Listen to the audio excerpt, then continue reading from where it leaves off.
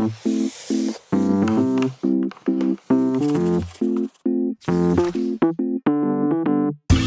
ahead and get started. So again, I want to welcome everybody to this webinar brought to you by Aplos. My name is Dan Kimball.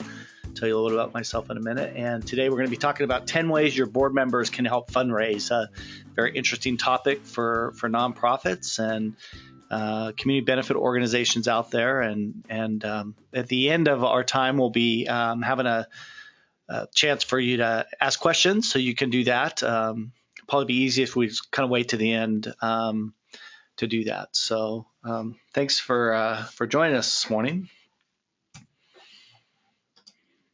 So again, I'm Dan Kimball. I'm with Aplos. I'm a product specialist, and I've had the fortunate to be in fundraising for a long time, 20 years of nonprofit fundraising as a fundraiser, and also had the opportunity to serve on several boards, including now.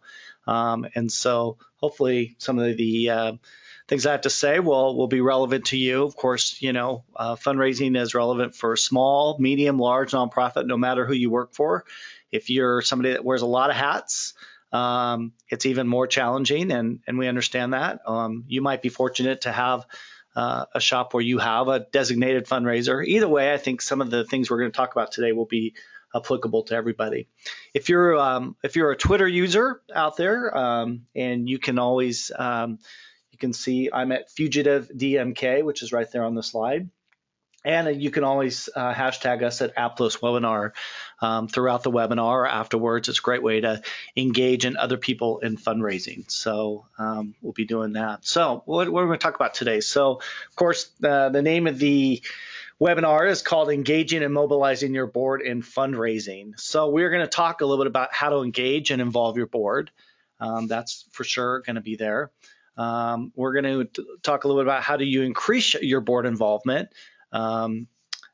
And then, of course, we're going to talk a little bit about how do you change the mindset of your board about fundraising.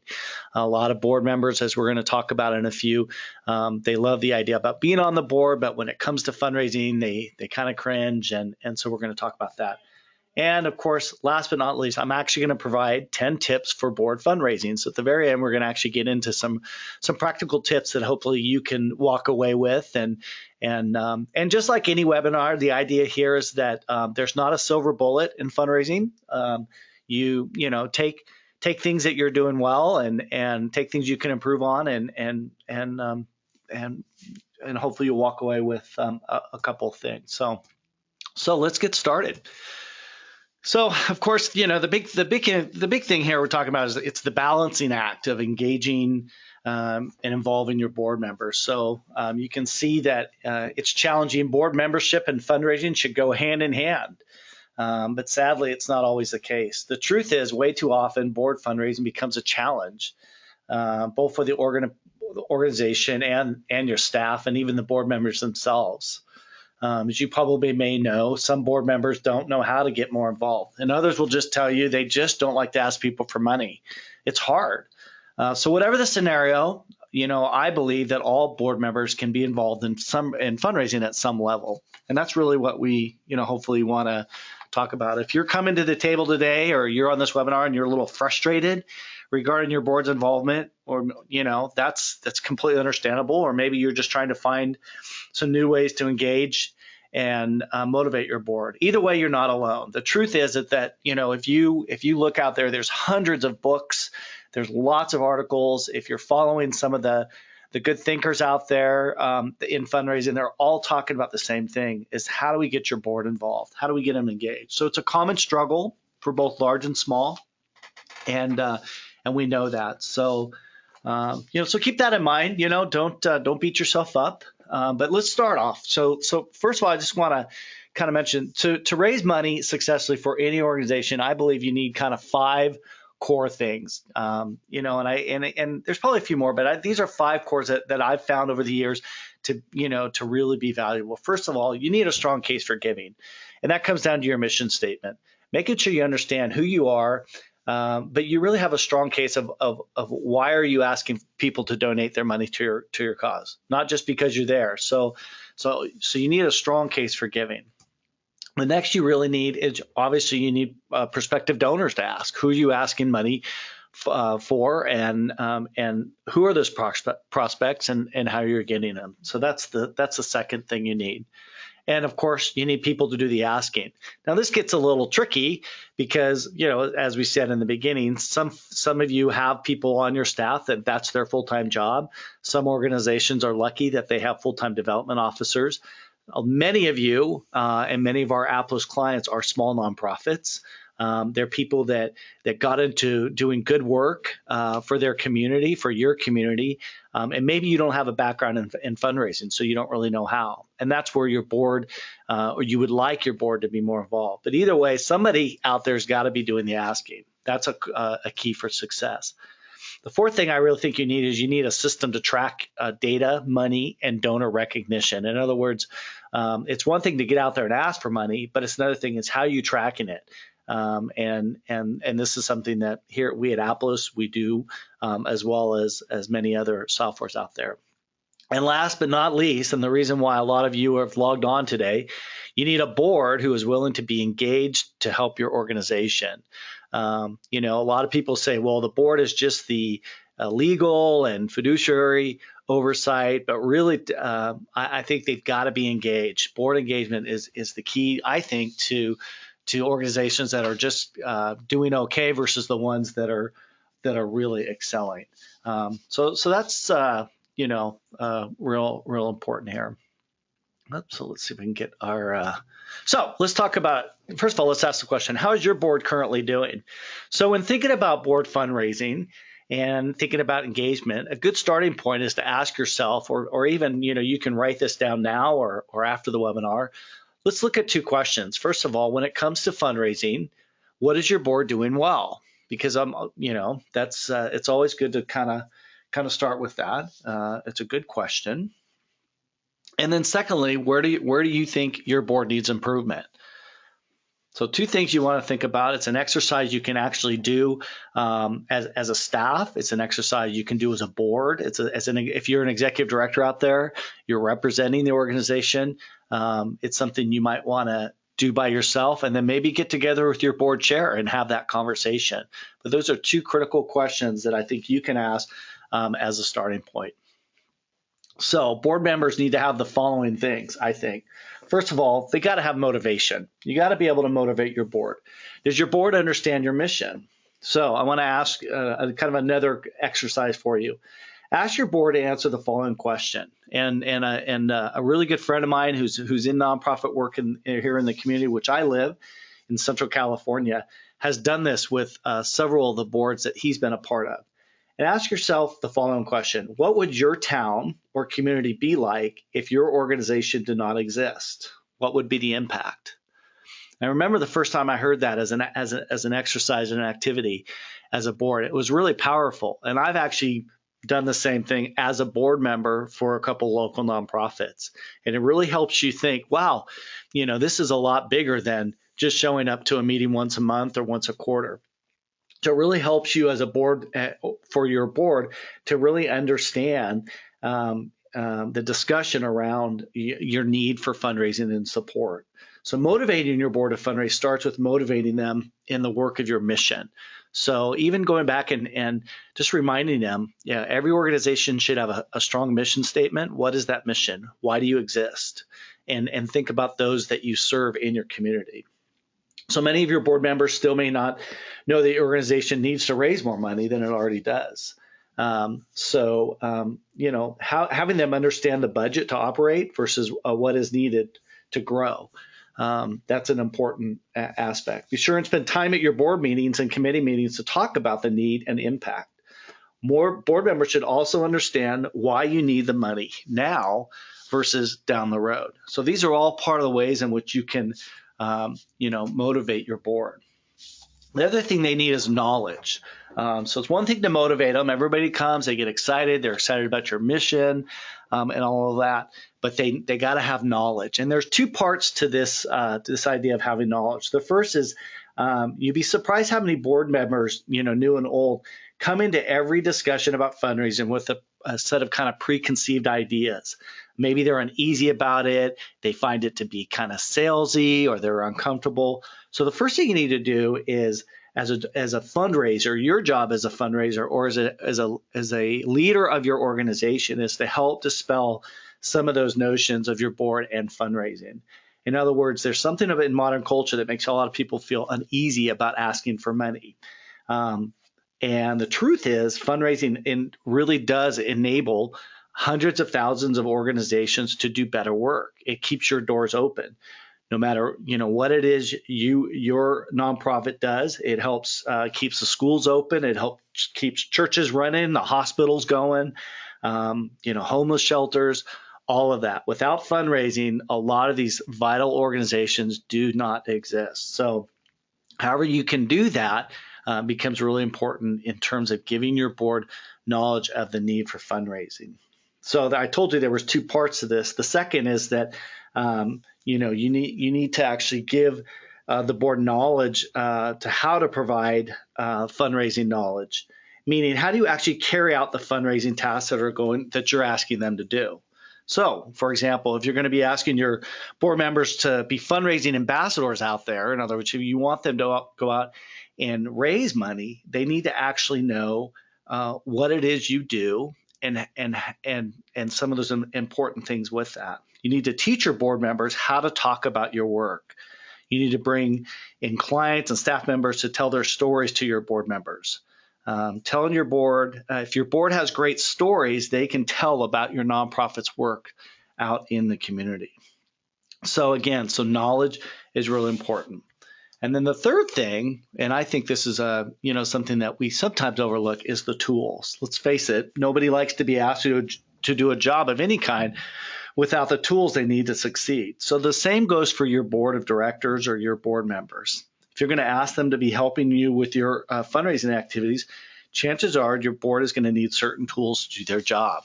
That can include real basics like, sending them out with, the correct information about your nonprofit, brochures and all of that.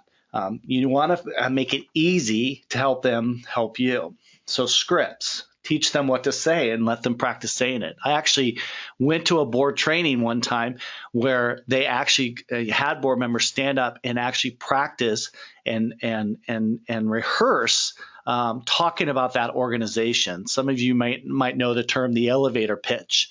Can you stand up or can your board member talk about your organization in 2 or 3 minutes, the time it takes to get from on an elevator from one floor to the next. So teaching them what to say and let them practice it. It's a great thing.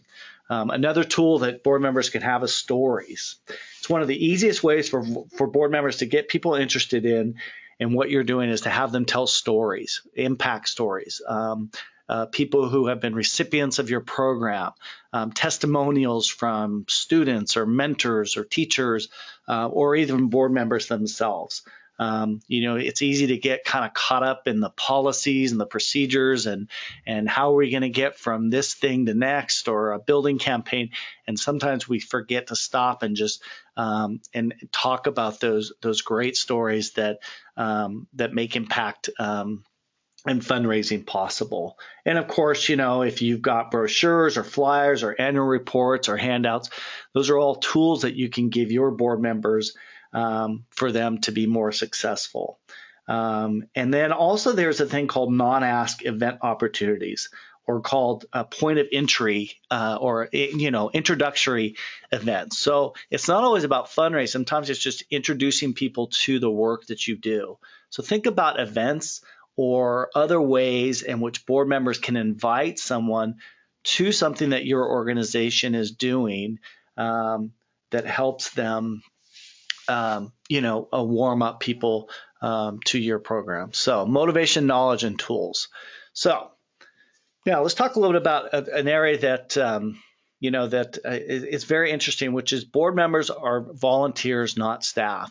And I'm kind of seeing this a little bit more, and some of the headaches and frustrations I see with nonprofits in their board is kind of a classic scenario, especially for young or newer organizations is they say, okay, I need a board. So who do I need on my board? Well, I need someone that knows finance. So I'm going to go out and get a CPA. And I need someone that does marketing. So I'm going to go out to a local ad agency and get someone in marketing. And I need, a fundraiser. But what ends up happening is that sometimes those board members feel the pressures that they become the staff. And though you need those tools and you need that expertise on your board, sometimes it's important that you remember that these are volunteers. These are board members who are busy and they're not getting paid. They're passionate about your mission and they probably really want to help, but they're juggling their own jobs, families, and many times they're also on other boards. So just like you would a donor, it's really important that you cultivate and nurture those board members so that it's not so much pressure that they begin to feel, in a sense, burnt out as a board member.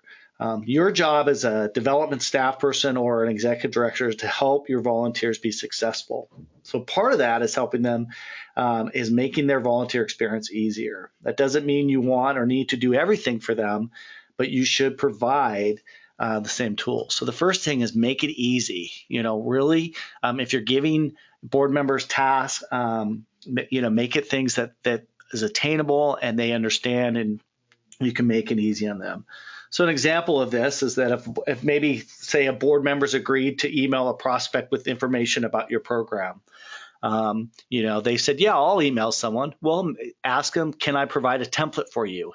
A template email that gives you some basic information about the language of your organization, work, and mission. Helping them along like that might be helpful. This type of thing can be a big time saver for your board member, and you're willing, and they're going to be more likely to want to do things down the road. So that's the first thing. The next thing is making it manageable.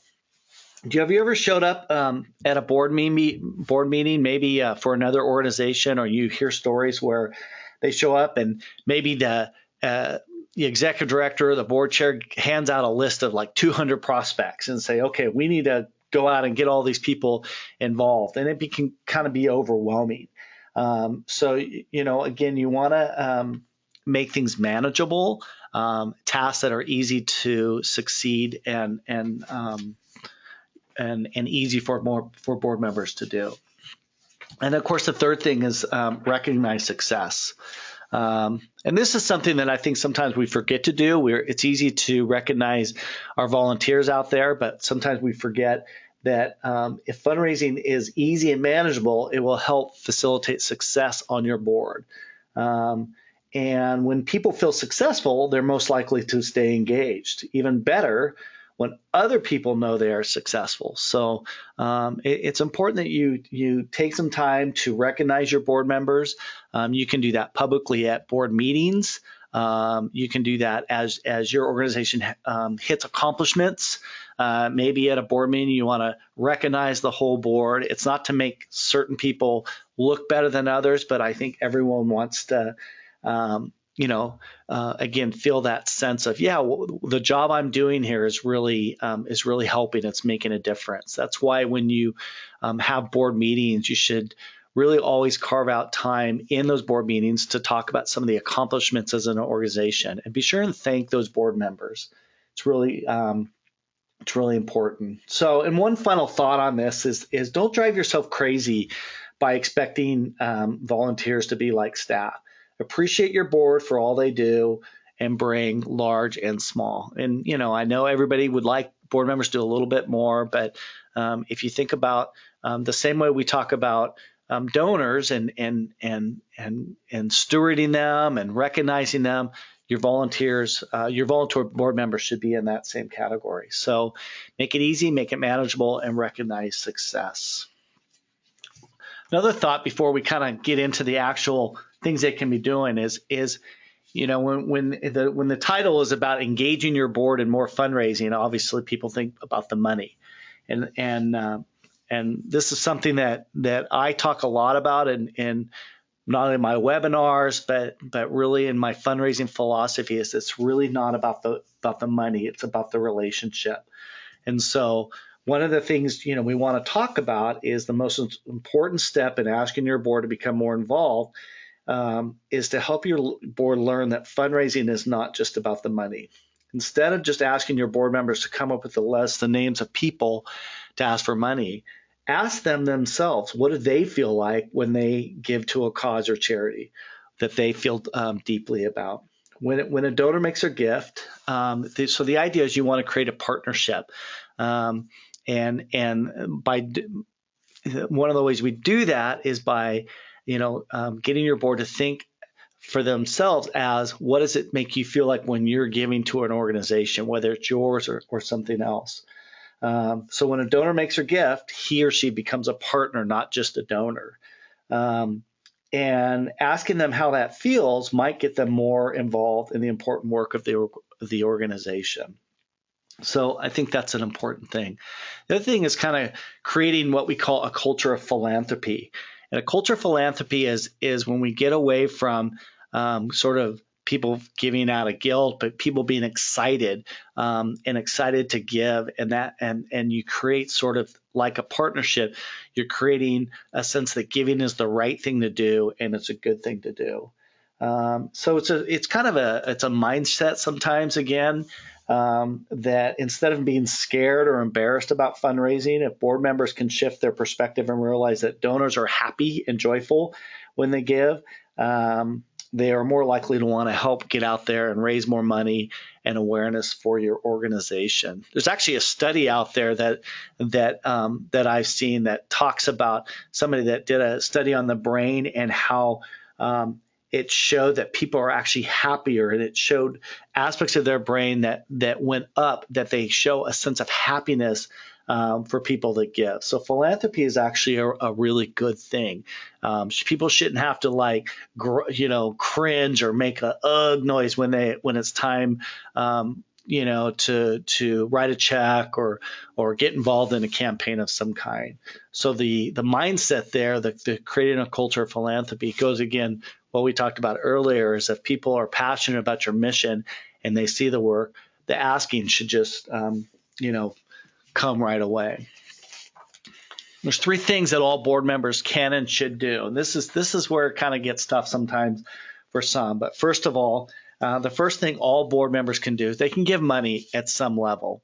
Now, it might not be always the level you had hoped or everybody thinks, but they should give at some point. There's a lot of discussion around whether or not you should have 100% giving amongst your board. I personally think it's a really important first step. And we'll talk a little bit about that here in a second. But it's a really good step in striving for 100% board giving, because no matter the size of the gift, a regular commitment from your board will show that they are invested. And most people will agree that it's easy to raise money if you give yourself. So in other words, if you're going to ask your board members to get out there in the community and help you raise money and they're not themselves giving, it's a little harder sometimes. So even if they're giving as little as $25, $50 a month, something's better than nothing. And this also holds true for, I think, staff and volunteers of organizations. Asking them to give can be really helpful. Now, why is this important? Is that because personal investment in the organization by your board shows that you're leading by example. It's not uncommon for donors. I mean, I've seen this and I hear a lot of stories for donors to ask, does your organization have 100% giving at the board level? And that can be a really humbling thing. Now the giving doesn't have to be public, what people give. I mean, there's ways to keep that confidential, but I think it's really, really important that you at least challenge your board. Hey, it'd be nice if everybody's giving. My one word of caution about, though, is that if 100% giving becomes the main priority, then it kind of comes across like you're nagging or you're making board members feel guilty. And that's not the point. The point is to say, hey, look, if we want to get other people excited, we as a board have to kind of lead by example. It's one of the things that there's just a lot of discussion about whether or not there should be giving requirements. I don't know if you have that out there or if you know of organizations that do. I hear that some folks do require board members to give at a certain level. My only caution about that would be that let's say, for example, you said, okay, everybody to be a board member, you have to give at least, let's say, $500 a year, $50 a month or whatever. The downside about that is that you could be overlooking somebody that has capacity to do more, or you could alienate someone that maybe they really don't have that. Maybe there's somebody on a fixed income who really is just a great volunteer. And so I think it's important to challenge people to give at some level. I would probably just be really careful that it doesn't become, a duty or a chore or something like that. But I do believe everybody can give money at some level. The second thing all board members can and should do is they can give you names. And we call this prospecting and fundraising. And it begins with the creation of lists of people who have the interest or capacity to give to your organization. Because again, fundraising is a relational process. It's not just cold calling people that you don't have any connection with. And so with the board, it's the same way. Your board members have clout and they have contacts. And that can be as valuable as their cash. It's the 3 C's of fundraising. We want your clout, your contacts, or your cash. And sometimes those first 2, I think, are really, really as valuable. Ask your board members to come up with a realistic list of names of people that they are willing to ask for support. And they can approach with the board with board members' help. Remember not to overwhelm them and ask for too many names or things that you want your board members to do. In other words, we talked about this before. You want them to feel a sense of accomplishment. Asking for them to come up with 100 names might be too much, but I believe that everybody probably knows 5 or 10 people that they could ask to get involved in your organization. Having the board review lists of current and past donors is another way to engage them. In other words, printing out, if you're using a good database system, print out some names, and maybe as an activity as a board, have them go around and give some input. Oh, well, I know that guy. Or this is especially true for maybe donors who gave at one time but stopped giving. Maybe it's an annual giving appeal and they gave 2 years ago. Run a list of those people that have once given that are not currently giving, and have your board members review them. But either way, I believe that all board members, along with money, can give names and help you come up with names. Because as we said in the beginning, that's one of the key is that you got to have people out there to be asking for to grow your fundraising. You can't rely on the same people over and over. And the third thing is board members can participate.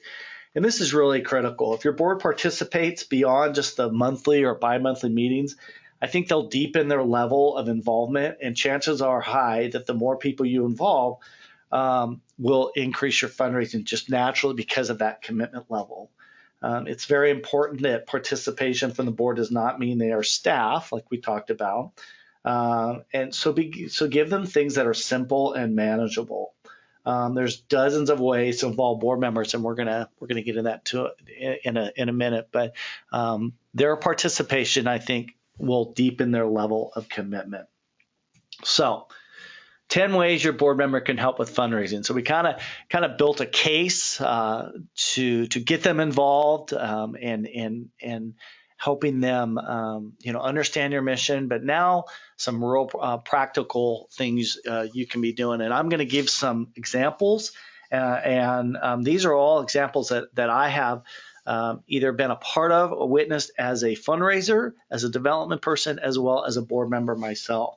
And I think by getting board members involved in some of these ways, it really can increase the fundraising of your organization. And again, we'll be doing some questions at the end. And again, you can always use the Twitter as well at FugitiveDMK. And if you like this content, you want to share it, you can use the hashtag at Aplos webinar out there. But so what are ways that your board can help with fundraising? Well, first of all, thank you calls. I think this is a really powerful and effective use of board members because you're not asking them to ask for money. All you're asking them to do is pick up the phone and say thank you to somebody. This could be true for maybe an unusually large gift, or even someone that's given for the first time to your organization. to get a phone call from another volunteer just to say thanks is a really, really powerful and effective way to use board members' times. At one of the nonprofits I worked for in the past, we actually had what we call thank you phone-a-thons. And these are an evening, maybe once a quarter, where we would invite board members to come in. We would set up, phones throughout the office, and we would give them lists of names, and they would just literally just sit there and dial donors and just say, hey, we just want to thank you. I serve on the board.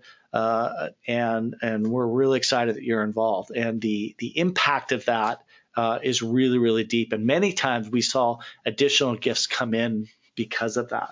So engaging them in thank you calls is a great way to use their time. And it doesn't take much time. Even texting can be effective if your donors choose that way of communicating. Signing letters and thank you cards. There's kind of two different aspects here. Of course, there's the actual donation letter. That's your IRS receipt. But there's also just a regular old thank you. Many times organizations will do is that maybe they get a gift of $100 and they get a receipt from that organization. It's automated or not, but then maybe every couple weeks you have a couple people from your board who are willing to also send a secondary thank you note or thank you card or thank you letter to those donors, recognizing that gift kind of thing.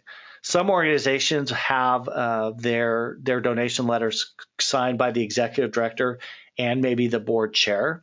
The same could be true as when you're sending out a proposal on behalf of the organization. But it does a couple of things. One is it engages those board members, but also it lets the community know that the board is involved as well. So that's, I think, another really powerful and effective way.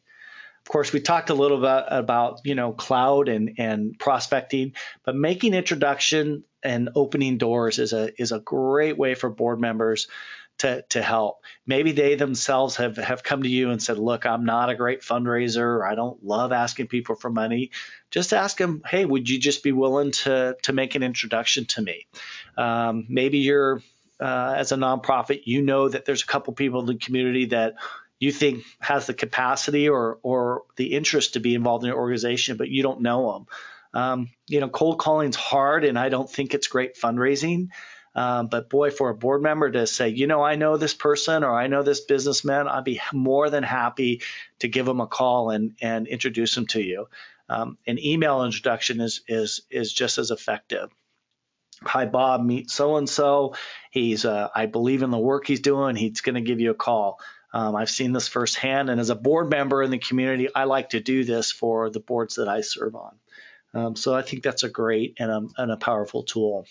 The next thing is participating in events or speaking engagements on behalf of the organization. A lot of your board members are already members of Rotary, Lions, Kiwanis, some of those service clubs.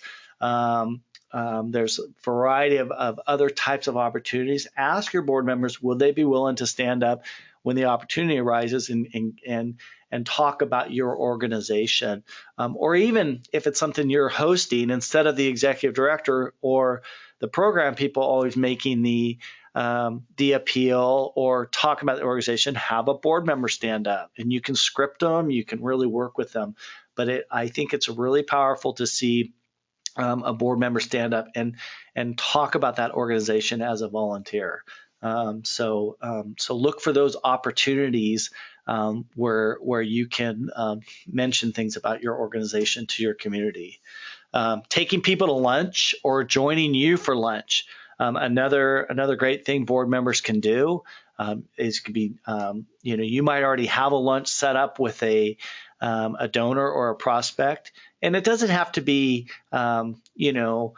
feel like that donor's being gagged up on, but having a board member show up, taking time out of their busy schedule to show up for lunch could be a really powerful message to that donor of, gosh, this person, means really values this organization. So, or just even asking your board member, hey, would you be willing to mention this organization, in one of your lunch meetings? So another way. So 5 more things. Hosting a gathering or a small event at their home or business. These to me are probably one of the most effective and powerful way to gain momentum and interest in your organization, because they don't take the time that, say, like an auction dinner or a classic fundraising event. It's not an event, and that it takes you don't have to have all the things of a big event. This could be as simple as 5 or 10 couples.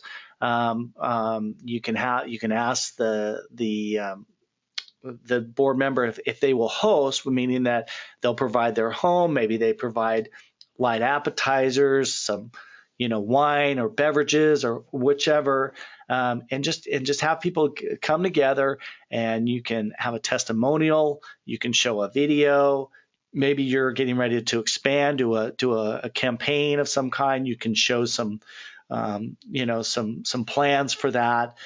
Either way, what it does, it makes people feel very relaxed, very comfortable, and you don't have to do a heavy appeal. I mean, you can certainly leave people with takeaway information, but what they do is they can look around the room and say, well, look, all these people are all here for the same thing. And it also gets people connecting with one another. So I find that the small gatherings, it just, for whatever reason, especially in a home, it seems to relax people. It feels just like a cocktail party more than anything. And I think you can really leverage those for your organization.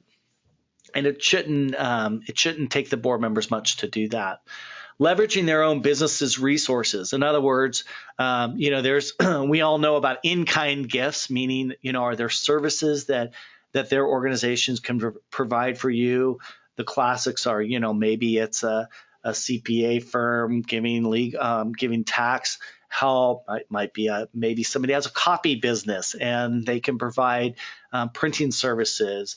Those are the kinds of things that each board member can bring to the table.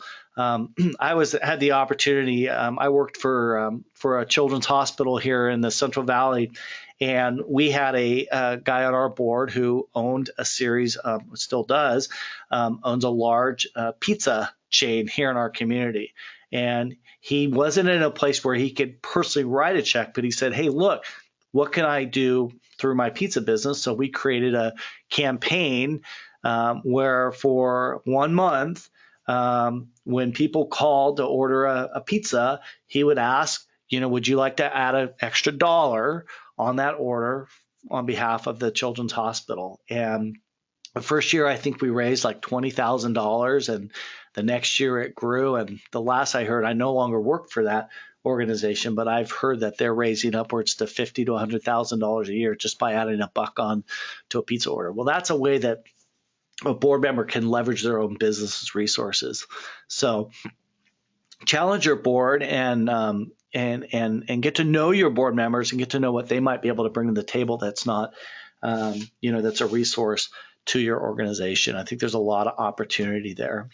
Of course, volunteering at events or fundraising events, I should say fundraising events, having them visible is really, really important. It's also a way to get them engaged. So your board members as volunteering beyond those meetings is really an important and critical step, and people will see that and watch that.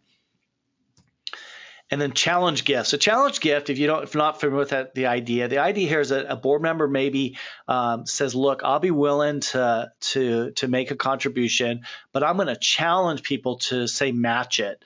An example of that here in our community, there was a nonprofit that I saw on social media that they had one of their supporters who put up $50,000 in the month of March, and they created what was called a March Madness campaign.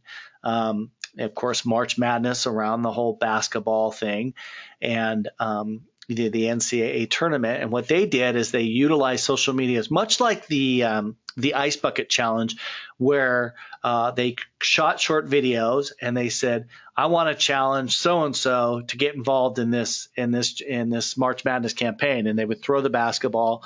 And then somebody else would pick that basketball up and said, I'm going to give, I'm going to support this match, and then throw it on to somebody else. So a challenge gift is where you can leverage a board member's donation to kind of get momentum. You hear this a lot on like public radio during pledge drives and things like that, and public television.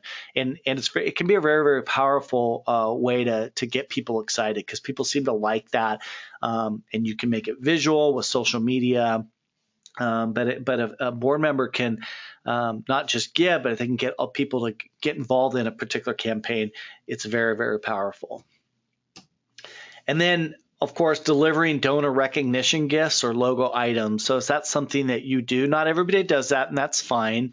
But if it is something you do, if you have awards, or maybe you do even something as simple as like an annual report. Sometimes people like to hand deliver their annual report, or maybe you have a logoed item.